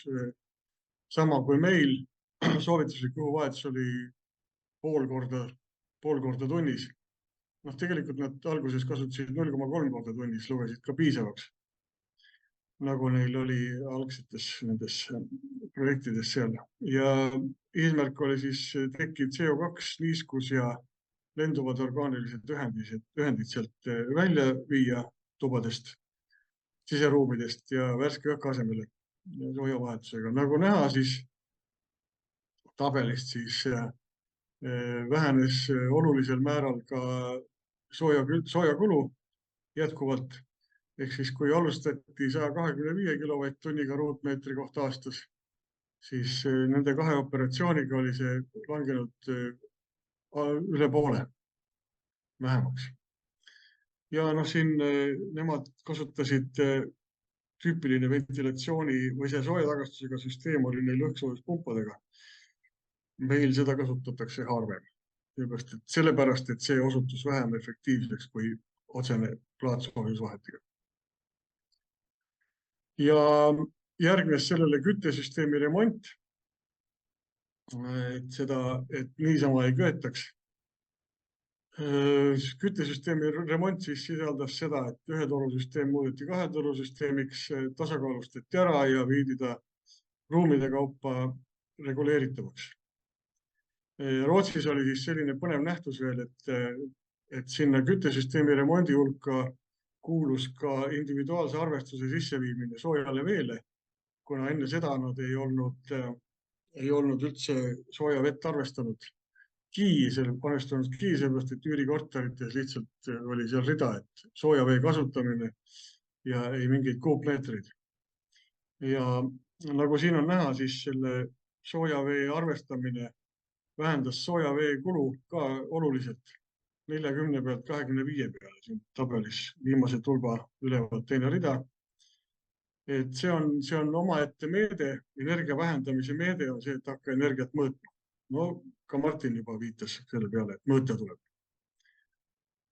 Ja muude meetmete alla, muud meetmed siis vähendasid soojavee kulu veel ja mingil määral kütet, aga muude meetmete alla näiteks läks välisseinte soojustus. Ehk siis see, millest meil enam-vähem alustatakse, see oli nagu kõige viimane. Kas see on päris õige järjekord? Ma ei tea, võib-olla. Ma arvan, et ma usaldaks rootslasi natuke, aga võib-olla oleks natuke skeptiline. Ma arvan, et see, kuhu see välisseinte soojustus ja tegelikult ka siis külmasildade vähendamine sellega, külmasildade läbilõikamine, et kuhu see sobiks, see sõltub natuke hoone suurusest ja korterite suurusest. Et see võib ka tegelikult eespool olla, eriti siis suuremate majade puhul, mis on kompaktsemad majad, seal on see välisseinte soojustus on tõhusam kui väikeste majade puhul. Ja ka siis päikesekütte soojale veele andis siis seda soojavee kulu vähendamist. Meil seda teatavasti enam ei kasutata eriti, kuna päikesepaneelide ja elektriliste paneelide hind on nii palju soodsamaks läinud, et siis seal ei ole mõtet seda kallimat ja päikese soojaveepaneeli enam katusele panna. Lisaks on ta mitte, et paneel üksi on kallim, vaid tegelikult tuleks kogu soojavee tarbimise süsteem ümber ehitada ja kuskile peaks panema ka akumulatsioonipaagid. See on kaunis tülikas, elektriga on mugavam, lihtsalt elekter kütab vett väga hästi otse. Ja siin ma olen vist sama asja uuesti kirjutanud. Nii, sama jutt. Ja siis millised majad välja nägid, siin on üks nendest. Leidsin renoveeritud maja Rootsis Google'ist otsides. Aga see pilt tegelikult illustreerib hoopiski ühte teist teemat. See illustreerib näiteks seda, et kuidas on võimalik finantseerida oma remonti, renoveerimist. Ehitad sellise kanakuudi katusele rendid need välja või müüd maha need korterid seal merevaatega soovitavalt ja siis see aitab kaasa kõvasti kulude vähendamisele, remondikulude vähendamisele. Et meil seda kahjuks ei saa, tähendab, saab kasutada küll, aga mitte koos KredExiga, seepärast et KredEx kunagi on ütelnud selle peale, kui niisugused jutud hakkasid liikuma, et aga me võiksime ju ehitada korruse peale ka ja need korterid maha müüa. Siis KredExi vastus oli umbes selline, et selge, siis teie meie abi ei vaja. Et seda siis saab teha küll, aga noh, see tuleb kõne alla sellises kohas, kus elamispinnal on selline suhteliselt hea hind. Ma kujutan ette, et kuskil alla 1000 asulates ei ole see nagu, ei tule kõne alla. Ja noh, tegelikult on need Rootsi taastavatavad majad hoopis sellise välja. Et need olid kaunis 2- ja 3-korruselised, mida nad siis renoveerisid. Kuigi loetakse ikka ka kortermajaks.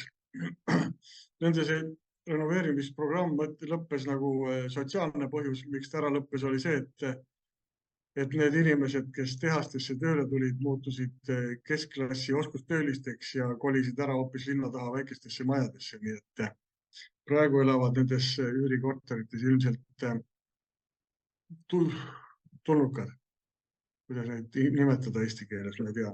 Rootsi keeles on invandrarid, sisserändajad, jah, just. Immigrandid, nii. Teine koht, kus on kõvasti renoveeritud, põhjus oli natuke teine, sellepärast, et ühinenud Saksamaale langes sülle suur kogus Ida-Saksamaa paneelikaid, mis olid siis äravahetamiseni sarnased Nõukogude Liidu paneelikatega.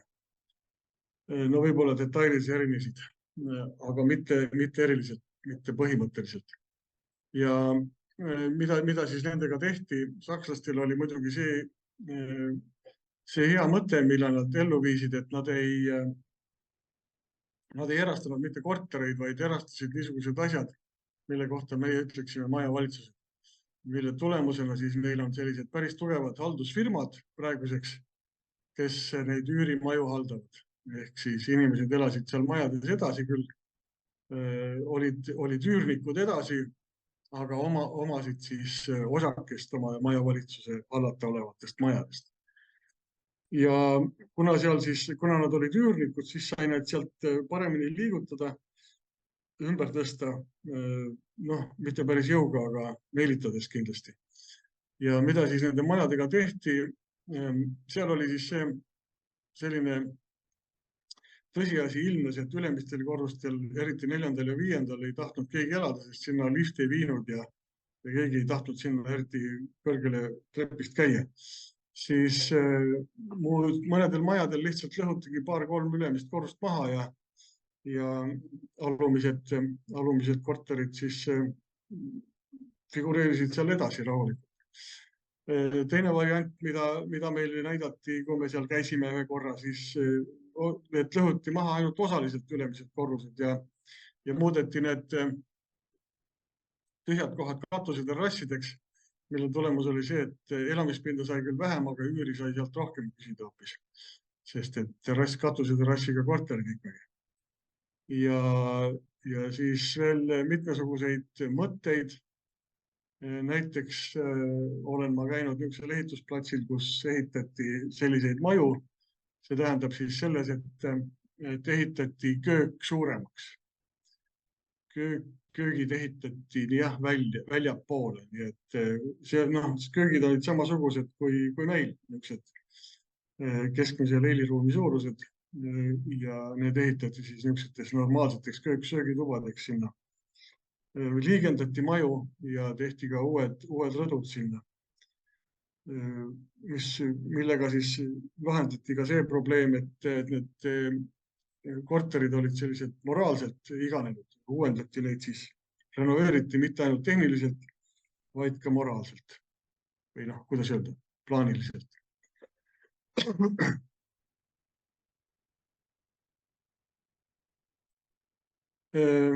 Meie kogemus on siin suurem ports korraga renoveerida on Smart & City, mis meil siin lõppes ära mõned aastad tagasi, kestis 5-6 aastat, mille käigus siis Tartu südalinnas või kesklinnas renoveeriti ära 17 Hruštšovkat. Ja seal sai siis katsetatud sellist A-klassi, Hruštšovka renoveerimist A-klassi ja mitmesuguste veidi selliste jutumärkides liialdustega. Et väga hästi renoveeritud maju, mis tegelikult ongi päriselt A-klassis praegu kõik. Ja seal siis selgus see, et akende vahetuse juures on oluline tihedus, sest et muidu siis sooja tagastusega ventilatsioon lihtsalt töötab palju paremini. Ja ventilatsioon peab kindlasti olema, seda teati juba enne seda kogemuse omandamist, et kui ventilatsioon ei tööta, siis niiskus kipub kogunema sinna tuppa.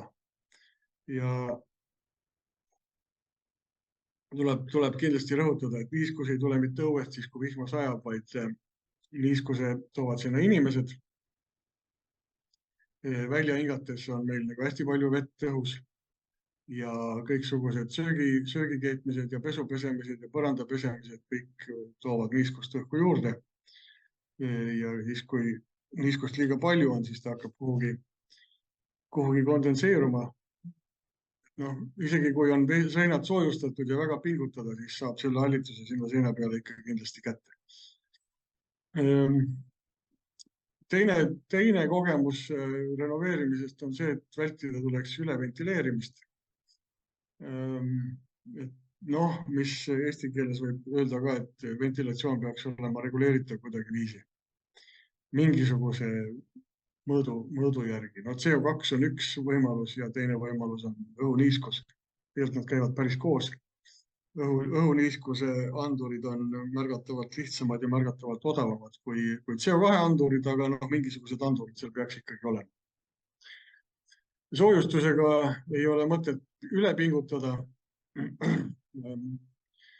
See on nüüd ka selline, mis on arvutuslik kogemus pigem kui nagu tajutav, sest kuidas sa seda ikka tajud. Üle 200 mm soojustust väga palju ei ole mõtet kuskile panna. Seal tekivad igasugused tehnilised probleemid, aga nendel ma praegu ei peatu.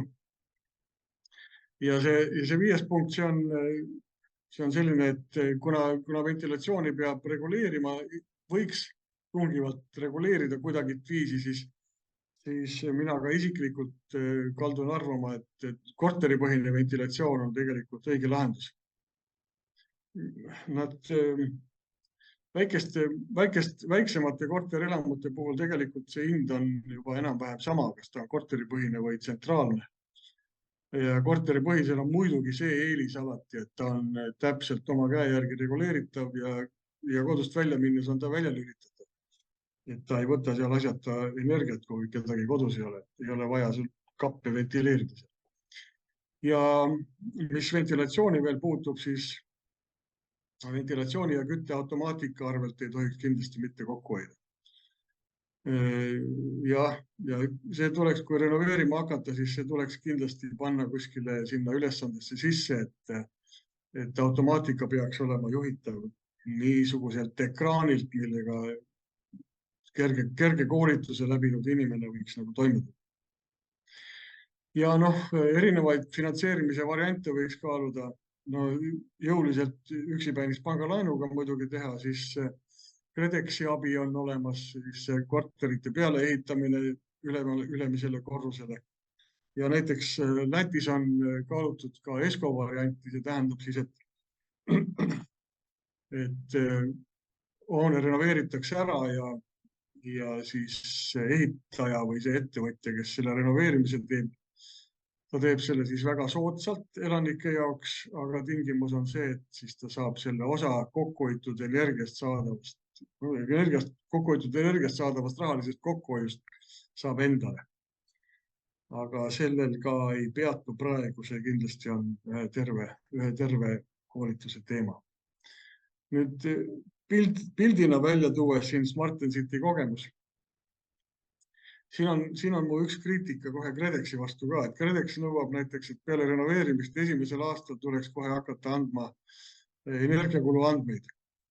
siin on nüüd mitme Smartensiti renoveeritud maja küttekulud ja nagu näha, siin ainult mõned on esimesel aastal saavutanud mingisuguse kokkuhoiu, aga kuskil kolmandaks aastaks, kolmanda aasta lõpuks on juba kõikidel märkimisväärne kokkuhoid olemas. Ühesõnaga, see kokkuhoid ei tule esimese aastaga sealt kindlasti mitte kätte. Ja seda tuleb ka meeles pidada näiteks korterelamu renoveerimise puhul, kui aasta on läbi ja siis hakkab kohe nurinat tulema, et kulu on ikka sama ja mis me siis nüüd tegime üldse, niisama kulutasime raha ära ja näed, kindlasti korteriühistu esimees pani kõik oma taskusse. Et siis tuleb säilitada rahu ja oodata veel paar aastat, siis on nagu silmaga ja rahakotis näha ja kuulda see, et tegelikult oli kokkuhoidu küll. Nüüd selline maailmakogemus ütleb, et nagu ka Martin siin rõhutas, et tegelikult ikkagi see tarbimisharjumustest on ka kõik sõltuv, see energiatarbimine. Ja ka mina seda püüan iga kord rõhutada. Siin on päris sarnased graafikud, mis näitavad, et inimloomus ei sõltu ei elamistingimustest ega sotsiaalsest struktuurist ega poliitilisest korrast. Ehk siis, et need on erinevates kohtades mõõdetud sellised graafikud, kus see nulljoon peaks olema, ütleme, et ehitati sarnased majad, energiasäästlikud ja sinna pandi elama sarnased leibkonnad. See siin see esimene, mis on nagu klassikaline maailma. Kõik teavad seda, kes selle teemaga tegelevad. Ehk siis siin on Floridas ehitatud kahele pensionäripaaridele ehitatud majad, mis tehti väga säästlikuks ja tavalise sarnase maja energiakulu oli siin punasel joonel ja siis oodati, et see tuleks siia kollasele joonel. No tegelikult oli ka enne nii, et umbes 10-15% kasutasid energiat nii nagu oli projektis ette nähtud või nii kui arvestatud ja siis ülejäänud kasutasid rohkem ja mõned kohe kasutasid väga palju. Ja kui need pandi sinna hästi renoveeritud majadesse, siis lihtsalt selgus, et see joon on natuke allpool, aga pilt on enam-vähem sarnane, et kui 10-15% olid sellise eesrindliku või vähese kohusetundliku energiatarbimisega ja mõned panid ikka kohe kordades rohkem, kui ette oli nähtud. Ja täpselt sama pilt on kõikides teistes sarnastes vaatlustes ja katsetes on igal pool üle maailma täpselt samasugune pilt. Et see, mis on, et siis tuues niisuguse Eesti oludesse selle näite, et kui teil tehakse uue maja energiamärgis, näiteks tehakse A ja kui teil siis on seal mõne aasta pärast on see märgis kogunisti C, et siis see ongi just nii, et need, kes siinpool otsast tarbivad energiat, need on nagu pingutanud kõvasti ja neid teisi on natuke vähe, kes mõistlikult tarbivad. Ehk et meil ei ole standardinimest, kes tarbiks standardenergiat ja pigem tundub nii, et kui on võimalik tuppa sooja saada endise 18 kraadi asemel 24 ja käia ringi lühikeses pesus, siis enamus inimesi niimoodi ka teeb, aga ei saa pahaks panna, ainult südametunnistusele saan koputada. Ja et nagu ennetada küsimusi tasuvusest, siis tasuvusaja kohta. Et no tuleb välja tegelikult, et kui kainelt mõelda, siis puhtalt tasuvuse seisukohast poleks olnud mõtet vanemate juurest ära kolida. Ja küsimus siia juurde, et kui pikk on teie esimese kodu tasuvusaeg? Sellega lõpetan.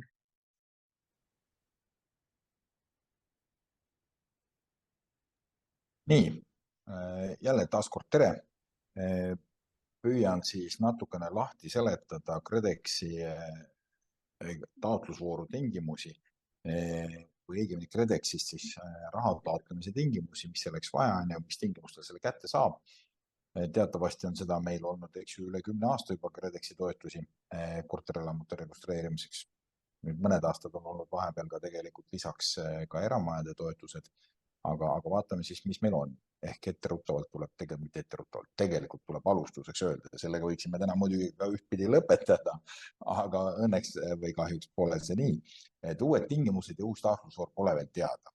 Ehk siis üldjuhul tingimused väga ei muutu suure tõenäosusega, välja arvatud see, et tegelikult eelmisel nädalal kuulutati välja Ida-Virumaale renoveeritud taotlusvoor, aga see on pigem erand ja see on Ida-Virumaale suunatud, et selle järgi nii-öelda atra seada me tegelikult mujal Eestis praegu hetkel veel ei saa. Need uue vooru tingimused on alles kooskõlastamisel ja uus voor suure tõenäosusega on siis aprill-märts, võib-olla jah, päris kas esimesel kvartalil jõutakse, aga selle aasta esimene pool siis on siis uus taotlusvoor ja teatavasti sinna on lubatud siis 160 miljonit, vabandust, rahalist mahtu sisse panna. Teatavasti viimane voor, mis kortermajadel oli siis 23. aasta aprillis ja seal oli 80 miljonit jagamisel ja see läks ruttu. Ehk siis korteriühistute puhul taotlejaks on ikkagi ühistu kui juriidiline isik.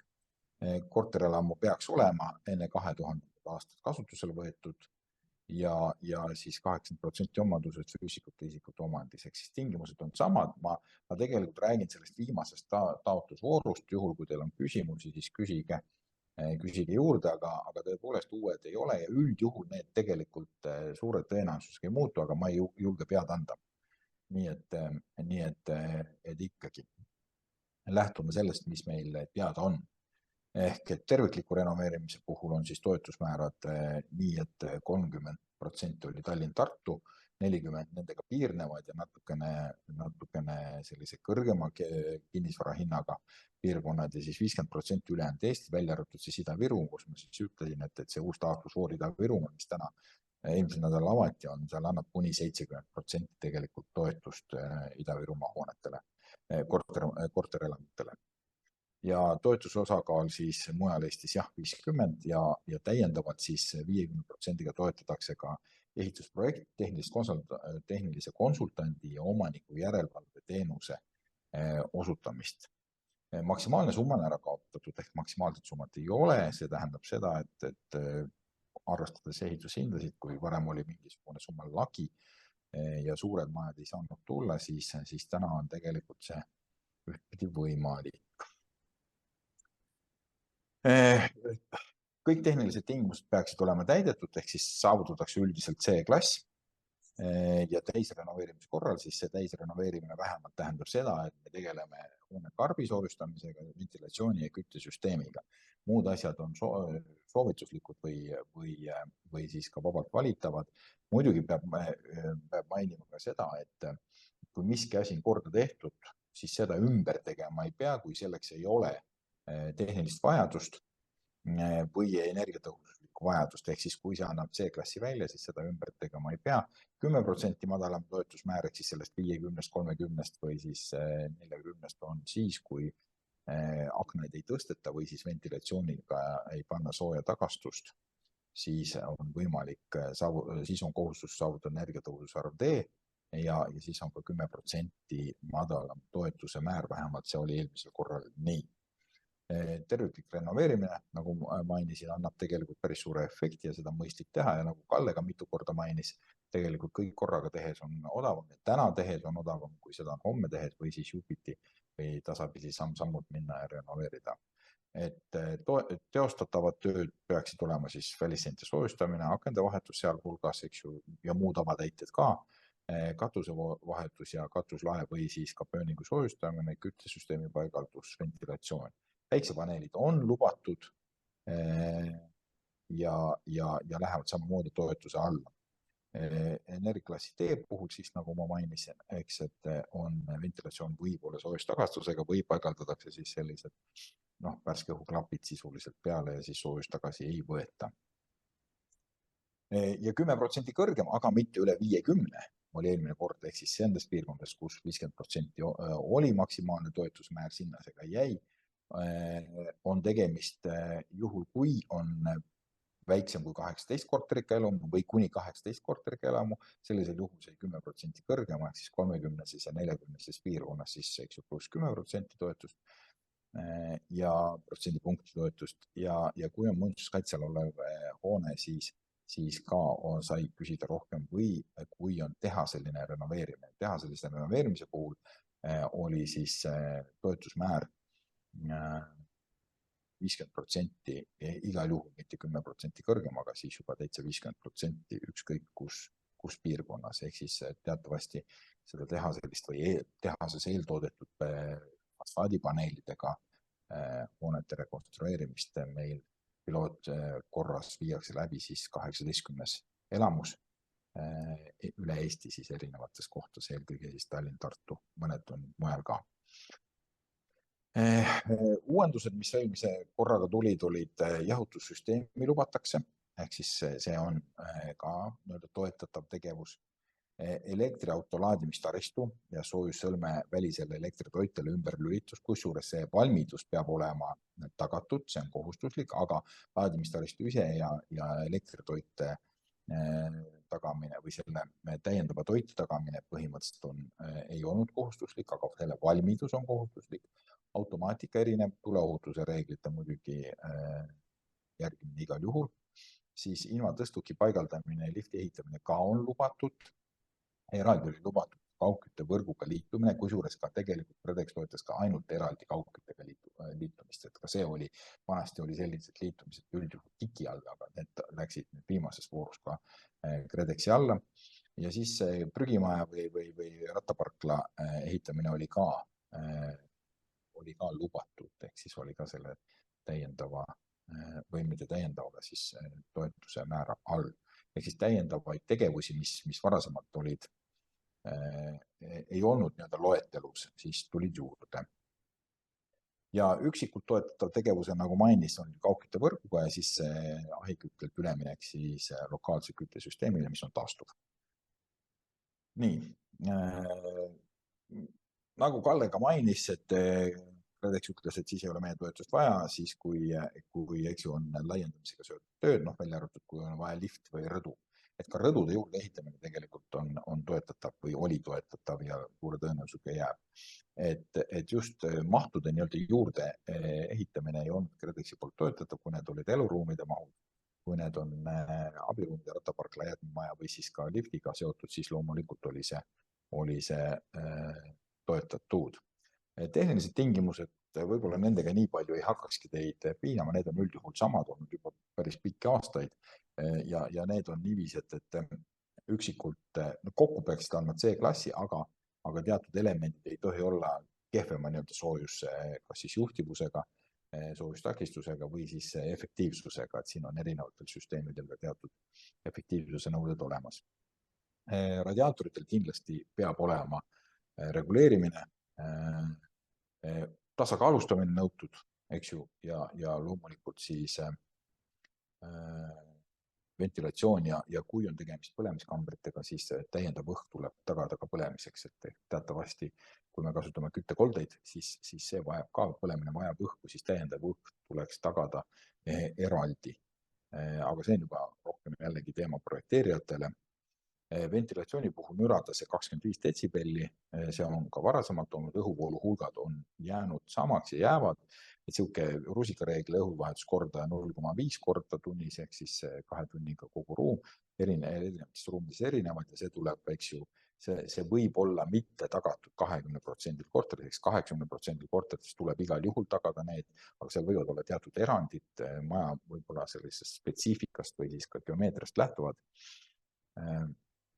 Ja kindlasti tuleks paigaldada siis ka suurematele tarbijatele eraldi mõõturid, see puudutab siis elektritarbimisseadmeid, ehk siis ventilatsiooniagregaat ja soojuspunbad, juhul kui need on kasutuses, siis tuleks nende energiatarvet ka eraldi mõõta ja samamoodi siis ka küttekontuurides või ütleme sooja vee kasutamise kontuurides eraldi tarbeveele, eraldi siis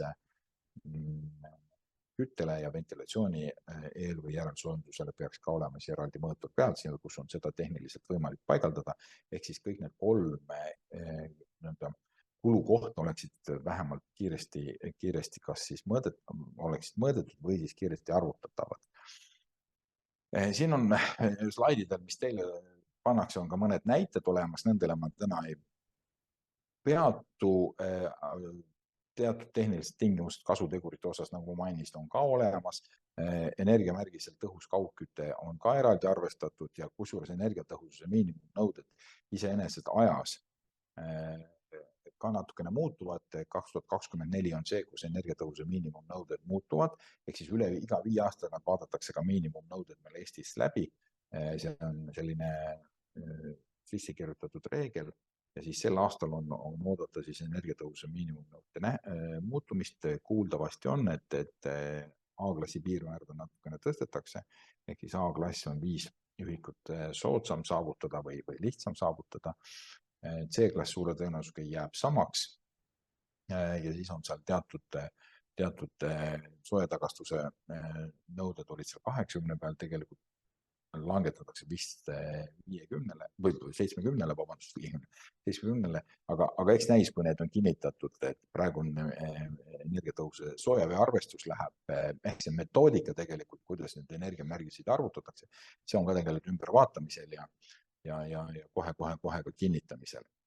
Küll aga või täiendavalt veel, mis nagu KredExi kortermajade renoveerimisse puutub, siis tehnilise konsultandi kasutamine on täisrenoveerimise puhul jätkuvalt kohustatud, välja arvatud juhul, kui mitte üldse pakkumisi ei tule, et siis ei ole midagi tehagi, siis renoveerimata jätta ei saa, aga üldjuhul ta ikkagi nõutud ja tema roll ongi täpselt see, et tema aitab teid läbi selle kogu protsessi või siis näitab tellijat läbi kogu selle protsessi kuni siis hoone rekonstrueerimise lõppemiseni, teinekord ka lausa garantii aja lõpuni või üldjuhul garantii aja lõpuni ka. Garantii aeg 5 aastat on nõutud ehitustöödele.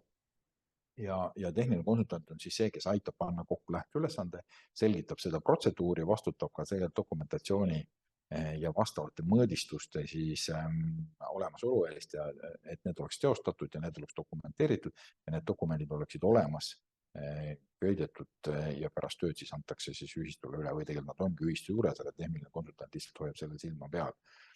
Ja tehniline konsultant tuleb läbi pakkumiste võtta, et üldjuhul ikkagi selline lihtpakkumine, et küsid 3 või saad 3 vastust, 3 pakkuja, 3 võrdlevat pakkumist peaks olema laual ideaalis. Tegelikult võib isegi rohkem olla, aga ideaalis võiks olla 3 pakkumist vähemalt.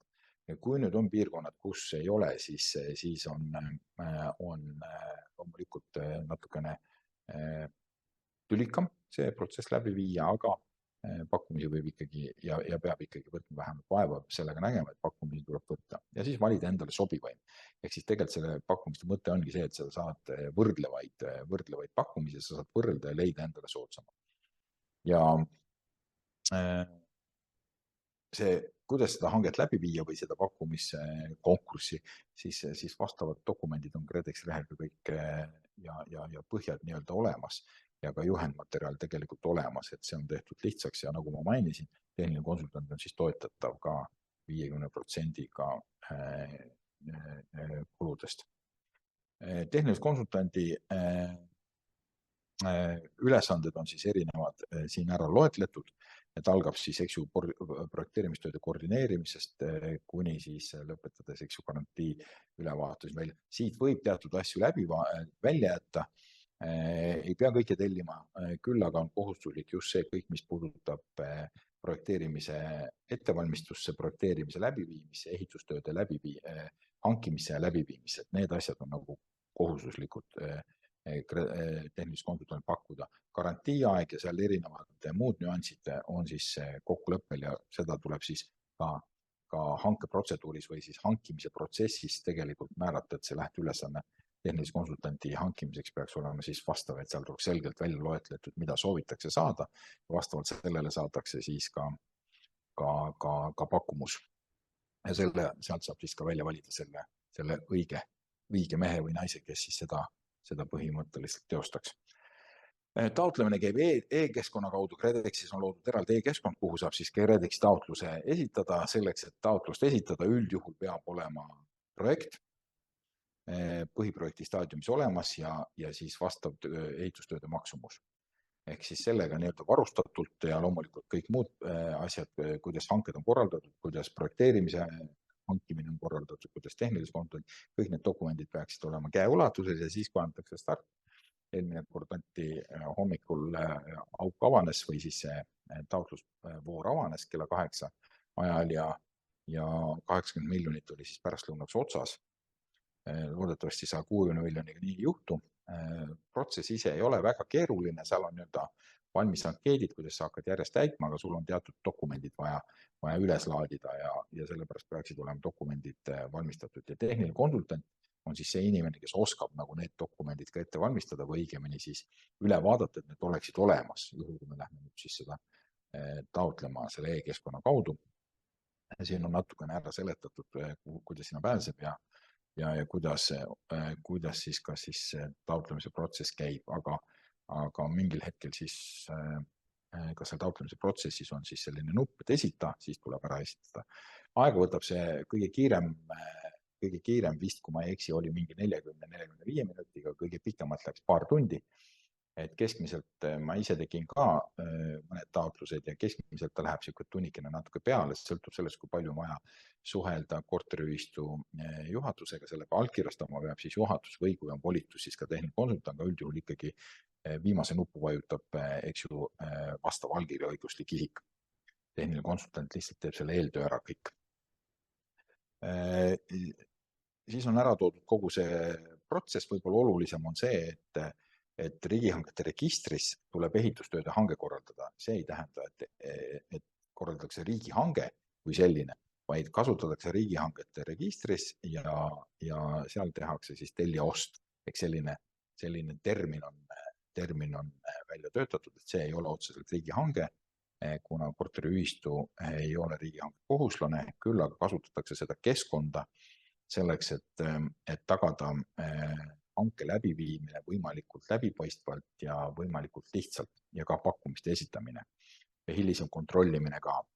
Et see jällegi vajab võib-olla natukene tutvumist tehniliste konsultantide koolitusel on konsultante selleks koolitatud, konsultandid oskavad ka juhendada teid või siis ka ise läbi viia siis vastavad hanked selles keskkonnas. Projekteerimine tuleb vastavalt samamoodi hankida sisse, jällegi kehtib reegel, et mitte ei pea korraldama riigihanget, vaid kehtib reegel 3 pakkumist ideaalis, ehk siis tuleb vastavat õiguspädevust omavatele projekteerijatele või projekteerimisettevõtetele saata siis kutsete ettevalmistamisega saab jälle aidata teid ja peabki aitama teid tehniline konsultant, samamoodi omaniku järelevalve, mis on seaduse poolt kohustatud ja lisaks ka siis KredExi poolt kohustatud. Kõik need tegevused, projekteerimine, järelevalve, konsultant, rõhutan veel kord, on samamoodi 50% sõltuvalt asukohast KredExi poolt siis toetatud. Nii, ehk et sellega kiirelt ka selline renoveerimise protsess ja nõuded,